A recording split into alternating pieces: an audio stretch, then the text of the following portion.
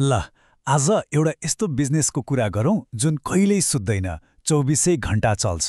सुन्दा सपना जस्तो लाग्छ हैन? तर यो एआई अटोमेसनले गर्दा साँच्चै सम्भव छ। आउनुहोस् यसको खाका कस्तो हुन्छ हेरिहालौँ। एकपटक सोच्नुस् त, के तपाईको बिजनेस दिनको 24 घण्टा चल्छ? यदि चल्दैन भने कति ग्राहकहरू र कति आम्दानी गुमाइरहनु भएको होला, हैन त?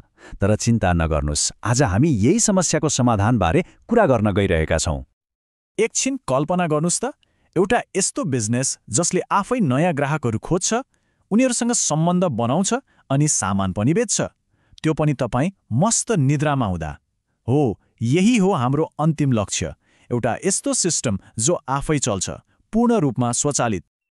ल, यो लक्ष्यसम्म पुग्न हामी के कुरा गर्छौँ त? पहिले यो 24 घण्टे मसिनको कन्सेप्ट बुझ्छौँ।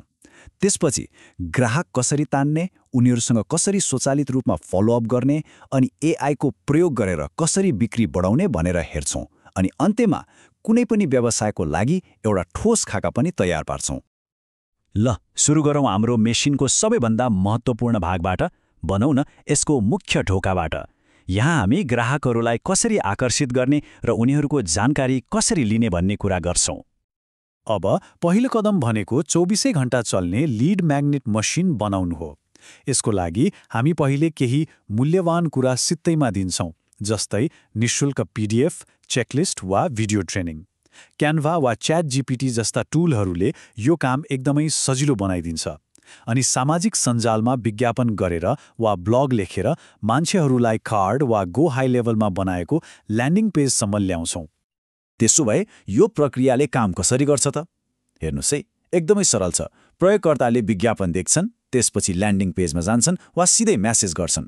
तुरुन्तै एआईले उनीहरूलाई त्यो निःशुल्क सामग्री पठाइहाल्छ र बदलामा उनीहरूको इमेल वा फोन नम्बर जस्ता सम्पर्क विवरणहरू लिन्छ। सबै कुरा स्वचालित, 1 सेकेन्ड पनि ढिला नगरी। ल, सम्पर्क विवरण पाएपछि एआईले अर्को चलाख काम गर्छ। त्यो लिड कत्तिको महत्त्वपूर्ण छ भनेर छुट्याउँछ। मेनीच्याट वा टाइपबोट जस्ता एआई च्याटबोटहरूले बजेट, समय सीमा र उनीहरूको समस्या के हो भनेर 3 देखि 6वटा मुख्य प्रश्नहरू सोध्छन्। यदि जवाफहरू चित्त बुझ्दो भयो भने एआईले आफै भेटघाटको लागि क्यालेन्डरको लिङ्क पठाइदिन्छ। सोच्नुस् त, यसमा मान्छेको कुनै संलग्नता नै चाहिँदैन। ओके, हामीले लिडहरू पायौँ र उनीहरूलाई छुट्यायौँ पनि। अब के त? अब हामी हाम्रो मसिनको मस्तिष्क र सञ्चार प्रणालीमा प्रवेश गर्छौँ। यो यस्तो ठाउँ हो जहाँ हामी सबै जानकारी राख्छौँ र लिडहरूसँग स्वचालित रूपमा कुराकानी सुरु गर्छौँ।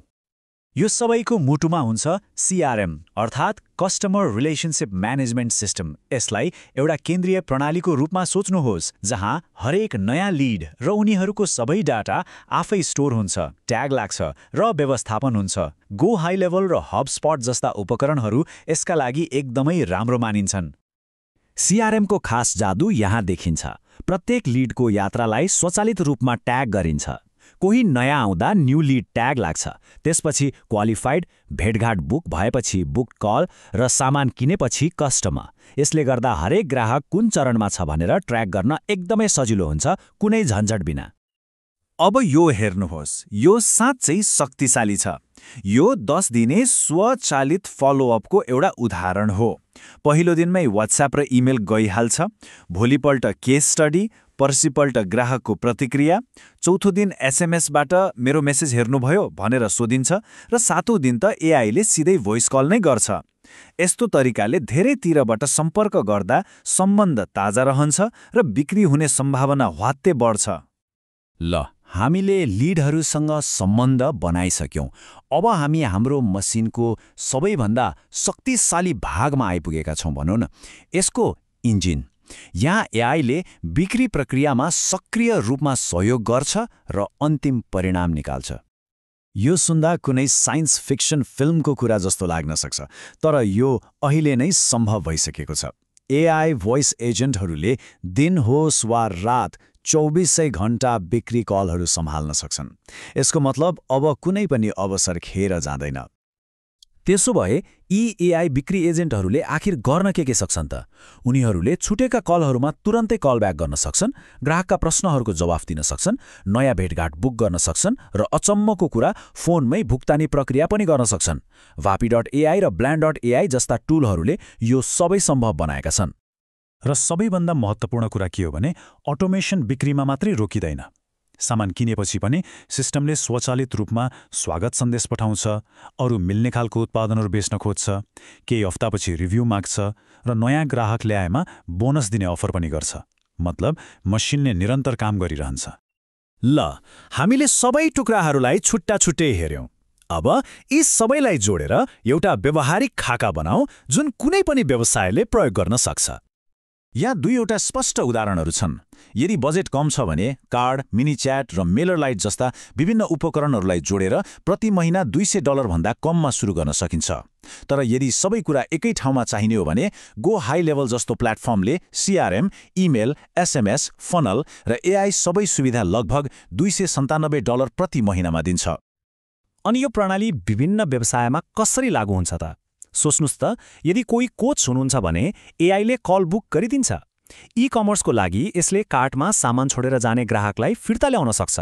रियल एस्टेटमा विज्ञापनबाट आएका लिडहरूलाई क्वालिफाई गरेर घर देखाउने समय मिलाइदिन सक्छ। भन्नुको मतलब हरेक व्यवसायको लागि यहाँ केही न केही छ। अनि यसको प्रभाव कस्तो हुन्छ त? यो प्रणाली लागू गर्दा लिडलाई ग्राहकमा बदल्ने दर 3 देखि 10 गुणासम्म बढ्न सक्छ। यो सामान्य सुधार होइन, यो त कुनै पनि व्यवसायको लागि गेम चेन्जर नै हो। तर अन्त्यमा सबैभन्दा ठूलो फाइदा भनेको समयको बचत हो। यो प्रणालीले गर्दा केवल ती ग्राहकहरूसँग मात्र कुरा गर्नुपर्छ जो साँच्चै योग्य छन् र किन्नलाई तयार छन्।